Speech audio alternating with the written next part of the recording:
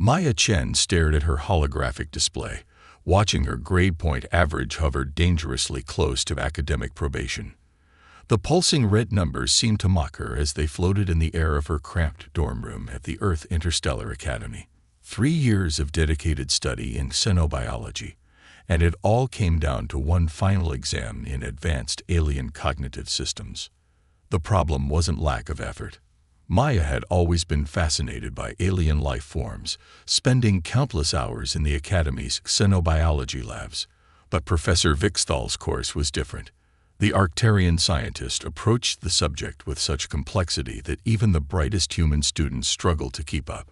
Maya remembered her first glimpse of the professor. Vixthal had entered the lecture hall in a shimmer of bioluminescent patterns that danced across their crystalline exoskeleton. The professor's 6 eyes, arranged in a perfect hexagon, scanned the room with an intensity that made most students shrink in their seats. But Maya had leaned forward, captivated by the way each of Vixthal's movements seemed to carry hidden meaning in the shifting colors beneath their transparent outer layer.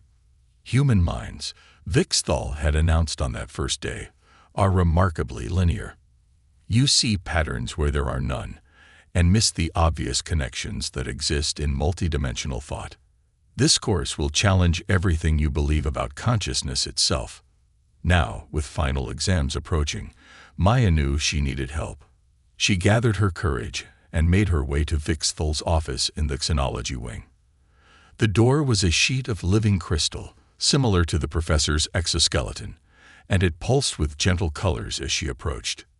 "Enter," came the harmonic voice from within, a sound that seemed to resonate on multiple frequencies at once. The office was unlike any other on campus. Instead of traditional furniture, crystalline structures grew from floor to ceiling, creating natural workspaces that shifted and reformed based on need. Vixthal stood, or rather, balanced, on what appeared to be a living crystal formation that moved with their weight. Student Chen. Vixthal's colors shifted to what Maya recognized as a pattern of academic interest. Your latest neural mapping assignment showed unexpected approaches. Maya swallowed hard. "Professor, I need to pass this course. I studied harder than ever, but I just can't seem to grasp the multidimensional thinking patterns you've described. I was hoping." "You were hoping for extra credit. Additional assignments." Vixthal's crystalline form sparkled with what might have been amusement. "Tell me, Student Chen, why did you choose to map the Gordian brain cluster using Fibonacci sequences rather than the standard quantum probability matrices?" The question caught Maya off guard. That assignment had been weeks ago, and she'd been sure her unconventional approach had cost her points. I noticed that the neural pathways seemed to follow natural growth patterns, similar to the way plants grow on Earth. It reminded me of the golden ratio, so I thought. Vixthal's colors swirled with sudden intensity. "Precisely. You thought. You didn't simply follow the established methodology. You observed, made connections, and applied knowledge from outside our field. Very human." Maya wasn't sure if that was a compliment or criticism. "I still failed the assignment." "Did you?" Vixthal moved closer, their crystalline form catching the light in mesmerizing ways. The standard grading matrix certainly indicated failure, but perhaps that says more about the matrix than your understanding. Hope flickered in Maya's chest. "What do you mean?" "I have a proposal for your final exam." Vixthal's colors shifted to a deep, serious pattern. "Instead of the standard neural mapping test, I offer you a chance to prove your worth in a different way. But be warned, it will challenge not just your knowledge, but your very way of thinking." "I'll take it," Maya said without hesitation. "Whatever it is, I'll try." Vixthal's form seemed to crystallize further, becoming more rigid. In the Academy's secure vault, there is an artifact. It was recovered from the ruins of the predecessors, a species that vanished millions of years ago. Every xenologist who has studied it has failed to understand its purpose.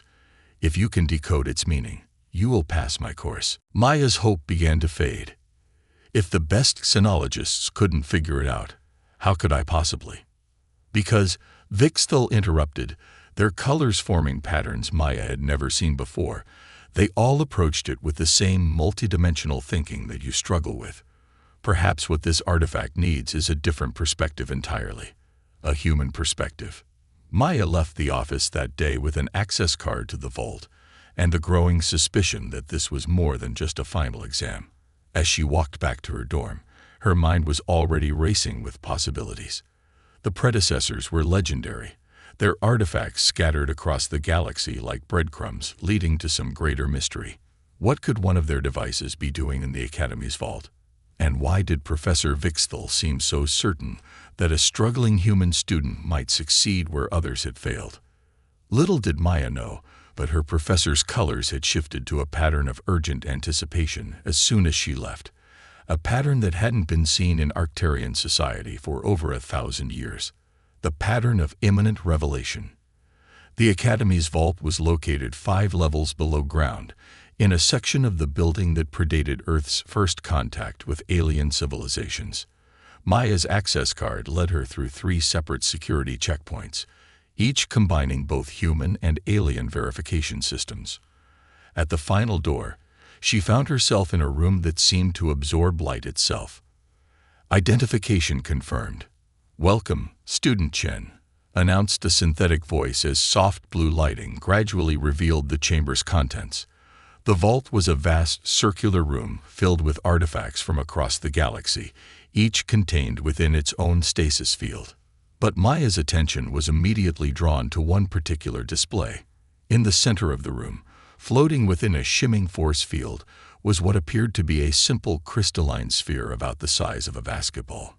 Unlike Professor Vixthal's transparent exoskeleton, this crystal was opaque, its surface a deep obsidian black that seemed to swallow light.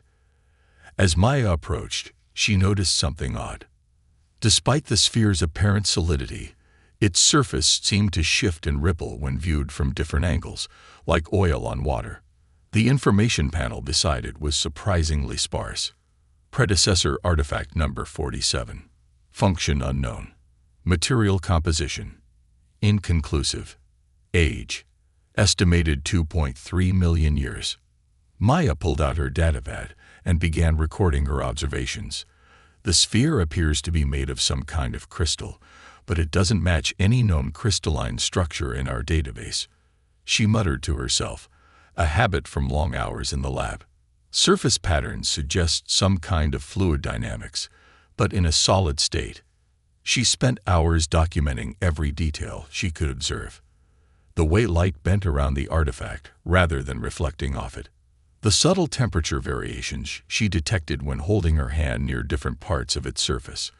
The barely perceptible vibration that seemed to pulse in a rhythm she couldn't quite grasp. It was well past midnight when frustration finally set in. "I don't understand," she said to the empty room. "What makes Professor Vixthal think I can solve this when even advanced alien scientists couldn't?" She slumped down against the wall, her datapad falling to the floor. As she reached to pick it up, something caught her eye. The screen had landed at an odd angle, reflecting the sphere's surface in its cracked protective glass. Through the spiderweb of cracks, the sphere's shifting patterns suddenly looked different. Maya's heart began to race. She pulled up her datapad's camera and deliberately unfocused the lens, letting the image blur slightly. The shifting patterns on the sphere's surface began to look familiar. They reminded her of something she'd seen in her first-year biology classes. "Oh my God," she whispered. "It's not a code or a puzzle. It's a growth pattern." The realization hit her like a thunderbolt. The alien scientists had been looking for complex multidimensional messages, trying to decode the sphere's surface patterns as if they were some kind of advanced alien language. But what Maya saw was much simpler and more fundamental. The patterns matched the way simple organisms grew and divided.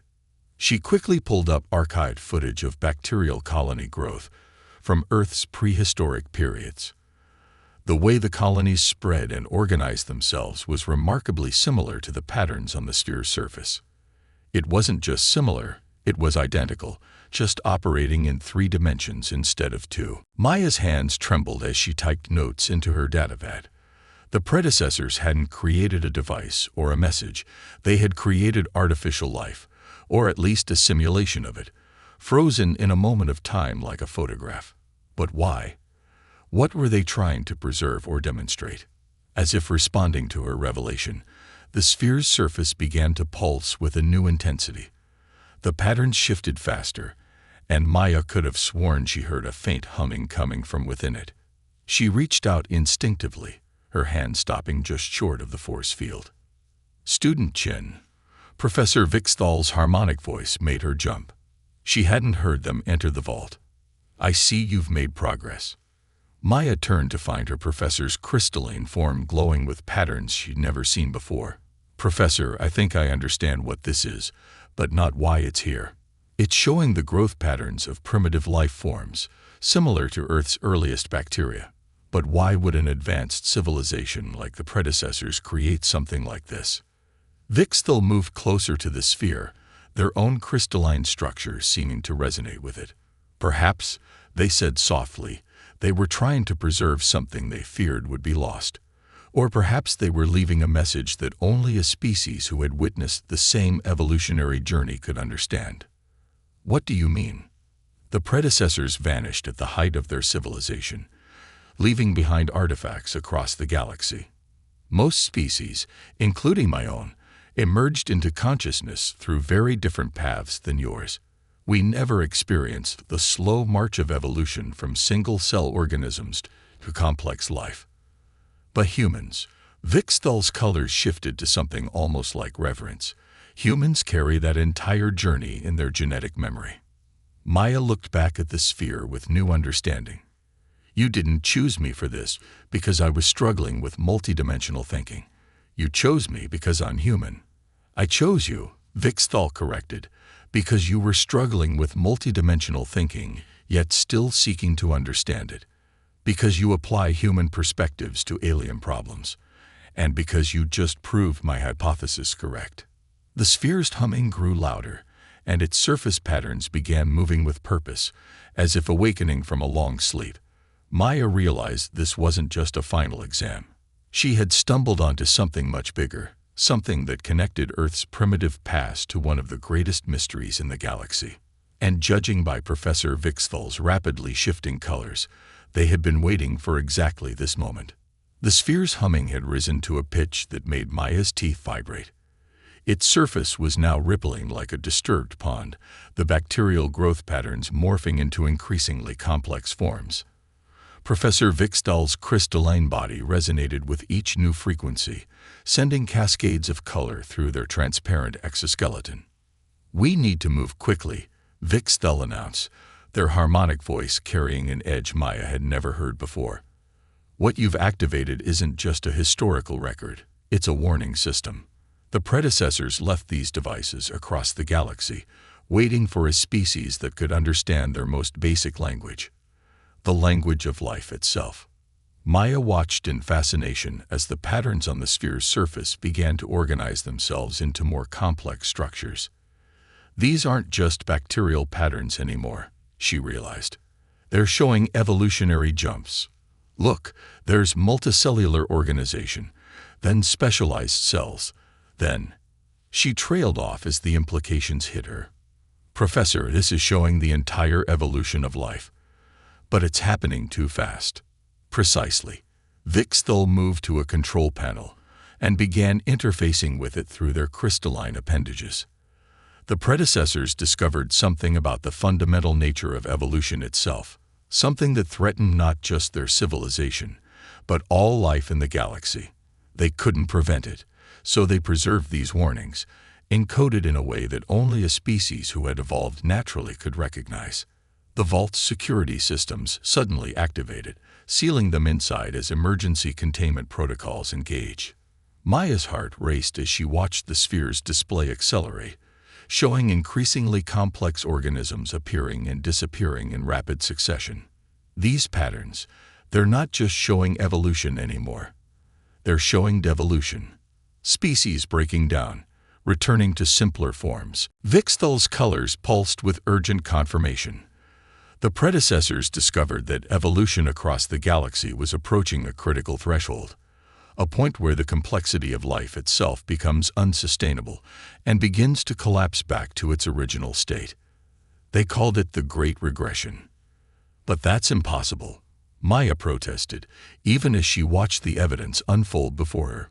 Evolution doesn't just reverse itself, doesn't it? Vixthal's colors shifted to what Maya recognized as a teaching pattern. Think of your own Earth's history. Mass extinctions. Periods where complexity decreased before increasing again. The predecessors discovered this wasn't random. It's a fundamental cycle built into the fabric of life itself. And according to their calculations, we're approaching another breaking point. Maya's scientific training kicked in, pushing aside her fear as she analyzed the patterns. The sphere is showing us multiple possible evolutionary pathways, she observed. Look, each time the pattern reaches peak complexity, it branches into different regression scenarios. The predecessors weren't just warning us about the problem. They were showing us potential solutions. Solutions that no one has been able to decode, Vixthal added. My species, like most advanced civilizations in the galaxy, achieved consciousness through directed evolution or artificial advancement. We never experienced the natural evolutionary process that created humanity. We lack the intuitive understanding of these patterns that you possess. Maya's mind raced as she watched the patterns repeat. Something about them seemed familiar, not just from her biology classes, but from somewhere else. Professor, these regression patterns, they remind me of something from Earth's history. During the Permian extinction, some species survived by becoming simpler, more adaptable. They didn't fight the regression. They worked with it. The sphere's humming changed pitch, and the patterns began to stabilize. Maya rushed to her datapad, pulling up Earth's geological and evolutionary records. Look at this. The survival strategies of ancient Earth species during mass extinctions, they match some of these pattern branches perfectly. The predecessors weren't showing us how to prevent the regression. They were showing us how to survive it. Vixthal's crystalline form vibrated with what might have been excitement. Of course, a species that achieved consciousness artificially would try to fight against regression, to maintain their complexity at all costs. But a species that evolved naturally would understand that sometimes survival means adaptation, even if that adaptation appears to be a step backward. The sphere's surface suddenly crystallized, the patterns freezing in place as if preserving their revelation. New symbols began to appear, unlike anything Maya had seen before. Professor, are these predecessor writing? Vixthal confirmed, their colors shifting rapidly. You've unlocked the next level of their message. But these symbols, they're not just writing. They're coordinates. Maya felt a chill run down her spine as she watched the alien symbols multiply across the sphere's surface. Coordinates to what? To their survival bunkers, Vixthal answered, their voice carrying both awe and urgency. The predecessors didn't vanish. They went into hibernation, waiting for a species that could understand their message and help guide the galaxy through the coming regression. A species with both the scientific advancement to understand the threat and the evolutionary wisdom to navigate it. The implications staggered Maya. Humanity, often seen as one of the younger and less advanced species in the galactic community, might hold the key to preventing the collapse of civilization itself, not through superior technology or multidimensional thinking, but through their very nature as naturally evolved beings. But as she watched the coordinates continue to appear, Maya realized they were running out of time. The Great Regression wasn't just some ancient history or theoretical future. According to the sphere's calculations, it had already begun. The Academy's emergency alarms began blaring as reports flooded in from across the galaxy. On thousands of worlds, artificial life support systems were failing inexplicably. Synthetic organisms were breaking down into simpler forms. Even some of the more artificially evolved species were reporting strange genetic instabilities. Maya and Professor Vixthal had relocated to the Academy's central command center, where holographic displays showed the spreading chaos. The professor's crystalline form pulsed with urgent patterns as they interfaced with multiple communication systems simultaneously. The regression is accelerating faster than even the predecessors predicted, Vixthal announced, their harmonic voice tense. Modern technology has created artificial evolutionary pressures that are amplifying the effect. We have hours, not days, before critical systems across the galaxy begin to fail. Maya studied the coordinates they'd extracted from the sphere, cross-referencing them with current star charts. These predecessor bunkers, they're not random. Look at the pattern they form. She manipulated the holographic display, highlighting the locations. They're positioned along major evolutionary convergence points, places where multiple species developed independently but followed similar paths. Like nodes in a neural network, Vixthal agreed, their colors shifting thoughtfully. But accessing them will be impossible without understanding the predecessors' biological authentication systems. Systems designed to respond only to naturally evolved life forms. Maya's eyes widened as she made the connection. That's why you've been preparing me. You knew this was coming, didn't you? You've been watching for students who could think both naturally and artificially. I suspected, Vixthal admitted, their surface rippling with what might have been guilt. My species detected the early signs of regression centuries ago. We knew we needed help from naturally evolved species, but most were too primitive to understand the science involved. Then we discovered humanity, young enough to retain their evolutionary intuition, yet advanced enough to grasp the complexity of the problem. A new alert flashed across the screens. The Academy's own systems were beginning to show signs of degradation. The living crystal architecture that formed much of the building was starting to lose its complex programming, reverting to its basic crystalline state.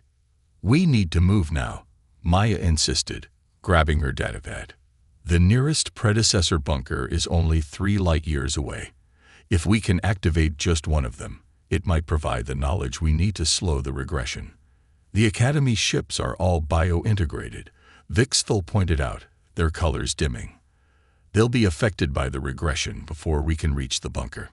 Maya smiled for the first time since the crisis began. Then it's a good thing I know where we can find an old-fashioned human spacecraft, one without any biological components. She pulled up the specs for her family's cargo hauler, currently docked at the Academy shipping port. My parents' ship, pure mechanical engineering, no synthetic life support, no bio-integration, old technology that some called obsolete. Vixthal's colors brightened with hope. Sometimes, simpler is better. They raced to the spaceport, passing scenes of growing chaos. The Academy's advanced systems were failing one by one, forcing emergency protocols to kick in. Students and faculty from artificially evolved species were being placed in stasis, their bodies protected from the regression's effects. Maya's parent ship stood out among the sleek bioships like an ancient mechanical beast.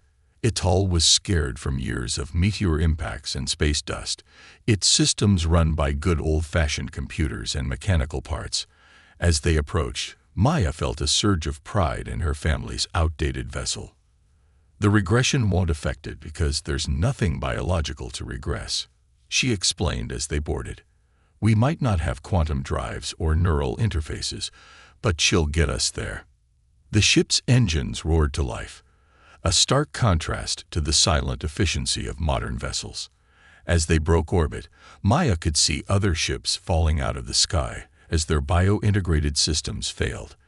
The simplicity of human engineering was becoming their greatest asset. The coordinates are locked in, Maya announced, plotting a course to the nearest predecessor bunker.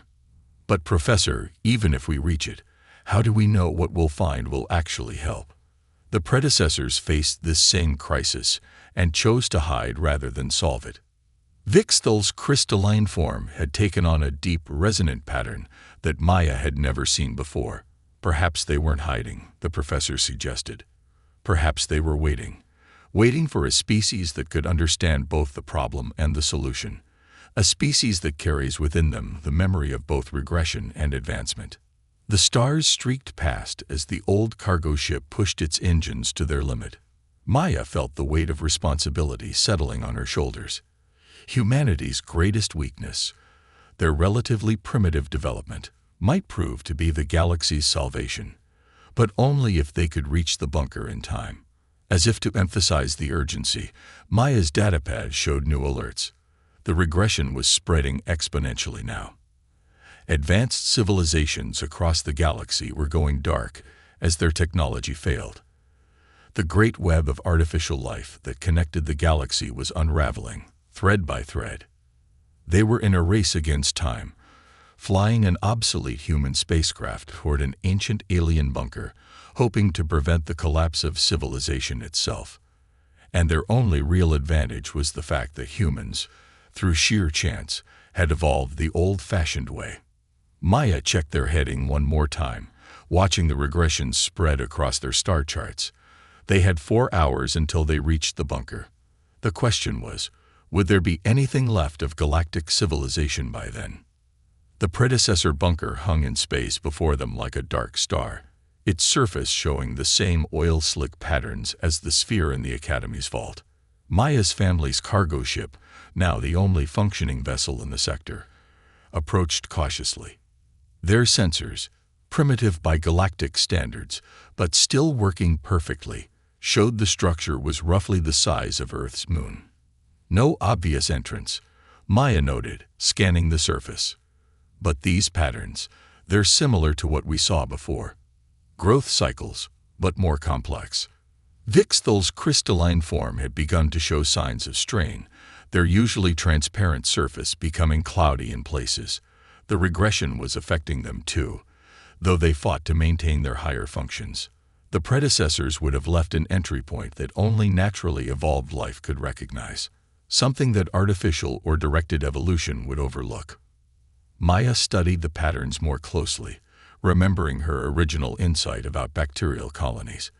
But this was different, more complex, yet somehow familiar. Then it hit her. It's not showing growth this time, she realized. It's showing repair. Look at the way the patterns flow. It's like watching a wound heal. She guided their ship closer to one particular section, where the patterns seemed to swirl inward. On Earth, when living tissue is damaged, it follows specific healing patterns. The predecessors must have used the same principle here. The entrance isn't hidden. It's waiting to be healed. Following her intuition, Maya positioned their ship at the center of the swirling patterns. She activated the cargo bay doors, exposing her suited form to space. The regression's effects couldn't harm her natural biology, but Vixthal had to remain inside, their crystalline form now noticeably degrading. "Be careful," the professor warned, their voice showing signs of strain. "We don't know what defenses they might have left." Maya pushed off from the ship, her suit's thrusters carrying her toward the bunker's surface. As she approached, she could feel a subtle vibration through her suit, similar to the humming of the sphere. The patterns beneath her began to shift more rapidly. Acting on instinct, she pressed her gloved hand against the surface. For a moment, nothing happened. Then, like skin knitting itself back together, the surface began to part beneath her touch. The pattern swirled around her hand, recognizing the natural genetic code in her cells, the unbroken chain of evolution stretching back to Earth's first microbes. A passage opened, leading into the heart of the structure. Maya returned to the ship, helping Vixthal into an environmental suit that would protect their degrading form. Together, they entered the predecessor bunker. Inside, they found not a tomb or a shelter, but a vast laboratory. Holographic displays sprang to life around them, showing the same evolutionary patterns they'd seen before, but now with clear annotations and explanations. The predecessor's knowledge, waiting to be unlocked. "This is incredible," Maya breathed, taking in the vast archive of information. They didn't just study evolution.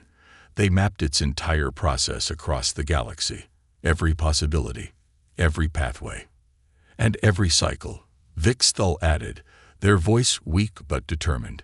"The regression isn't a flaw in evolution. It's a necessary reset, like a forest fire clearing the way for new growth." Maya's mind raced as she absorbed the information displayed around them. The predecessors didn't die out or go into hiding. They understood that fighting the regression was impossible and unnecessary. They deliberately simplify themselves, returning to a more basic form to survive the cycle. But first, they left behind everything they learned, waiting for someone who could understand it. Working quickly, Maya began accessing the bunker's systems, using her natural biological signature to unlock its secrets. The predecessors' data confirmed their theory. The regression was natural and inevitable. But it wasn't an ending. It was a new beginning. "Look at this," she called to Vixthal, who was barely maintaining their form. "The regression doesn't have to mean the end of civilization. We can't stop it, but we can guide it." The predecessors left behind tools to help species survive the transition. Not by fighting it, but by working with it. She activated the bunker's main systems, sending out a signal that rippled across the galaxy. In response, the other bunkers they'd seen on the star charts came to life, each adding its power to the network. They created a stabilizing field that wouldn't stop the regression but would slow it down, giving species time to adapt. "It's already working," Maya observed, checking the readings. "The regression is stabilizing. Species will still need to simplify, to give up some of their artificial complexity, but they won't collapse completely. We can guide them through the transition." Vixthal's form had stabilized, though at a simpler level than before. Their crystalline structure was less complex but more stable, an example of successful adaptation. "Your people will need to guide us," they said, their voice different, but still carrying their essential nature. "Humanity's greatest strength was never your technology or your potential for advancement. It was your understanding of the basic patterns of life itself." Maya watched as the stabilizing field spread across known space. The regression continued, but now it was controlled, manageable. Species would survive, though change. And when the cycle eventually turned again toward complexity, they would carry with them the lessons learned from both their own evolution and the wisdom of the predecessors. "It's funny," Maya said, looking out at the stars through the bunker's transparent walls. "All this time, advanced species thought they were helping humanity catch up to them. But in the end, we had something they needed, the memory of our own evolution, written in every cell." She thought about her xenobiology classes, about all the times she felt behind her artificially evolved classmates. Now she understood what Professor Vixthal had been trying to teach them all along. True wisdom wasn't just about advancing. It was about understanding where you came from, and sometimes knowing when to take a step back to move forward. The regression would change galactic civilization forever, but it wouldn't end it. And humanity, the young species that had evolved the old-fashioned way, would help guide the galaxy into its new form. Not because they were the most advanced, but because they remembered what it meant to grow naturally, to face setbacks, to adapt and survive. In the end, their greatest weakness had become their greatest strength. And as Maya looked at her transformed professor, she knew this wasn't an ending at all. It was an evolution, one that they would face together.